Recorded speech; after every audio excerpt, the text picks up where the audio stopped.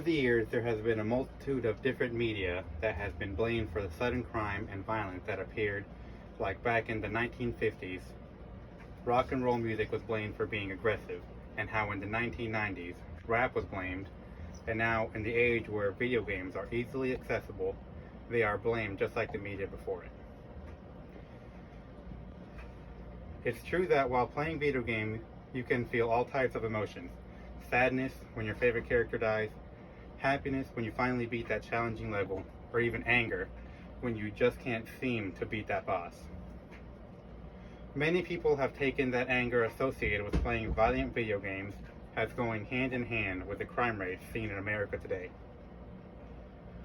As someone who plays all types of video games myself and has never committed a crime, I can say that the connection between these two things is very shallow at best. I have played video games in various genres such as the Call of Duty, Monster Hunter, and the Grand Theft Auto series, and they have some very violent aspects to them. But I can say that while I've been playing them and I begin to struggle with the levels, I get increasingly agitated, but I have never thought of going out into the world and doing such acts to others because I am just not that kind of person. Numerous other outlets have done studies and tried to find the connection between violent video games and an increase of violent crimes, and have found a variety of results. Countless shootings have chosen video games as the media to blame for criminal acts. According to the lawsuit.com, there are over 5 shootings that are connected to shooters' love for violent video games.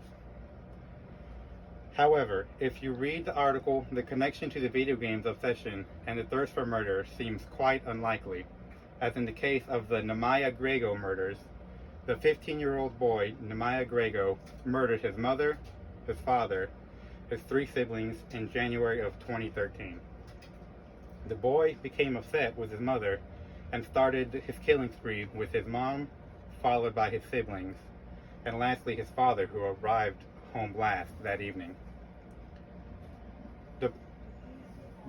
The supposed link with the video games comes from the confession the police was able to extract from the boy. In the interrogation, when asked about the murders, the boy had nothing to say until being prompted about the subject that interested him, modern warfare and the Grand Theft Auto. Given that Grego was a fan of video games, he perked up to the questioning of them, and in his interrogation, video games automatically became the prime suspect of his motive for the murders. Most murder cases with younger defendants will attempt to blame the many forms of media out in the world today. Social media, cinema, and influence from the rich and famous, and the favorite victim, video games. However, we cannot discredit other forms of media to influencing the American youth of today. According to the APA.org, it is common myth that video games are the only influencer of misbehavior in the young adults, as